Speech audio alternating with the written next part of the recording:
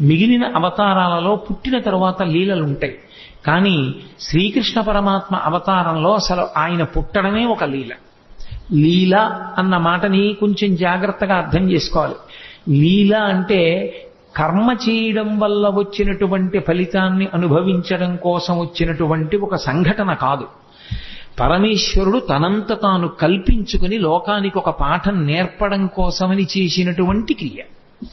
అంటే మీకు నేను ఒక ఉదాహరణ చెప్పాలి అంటే, నేను ఇవాళ మీ ముందు ఇలా మెళ్ళో పూలదండ వేసుకుని కూర్చోవడానికి శాస్త్రంలో గతంలో నేను చేసిన కర్మ ఏదో ఫలితంగా ఉంటుంది.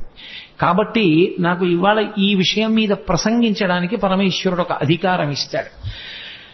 అలా ఇప్పుడు కోటేశ్వరరావు గారు లీల చేశారండి అనకూడదు. లీల ఉండదు. గతంలో చేసుకున్న పాపపుణ్యములను బట్టి నేను ఇప్పుడు ఈ పని చేస్తున్నాను. నాకు ఏదో మోకాలు నిప్పెట్టింది అనుకోండి, గతంలో ఎప్పుడో ఏదో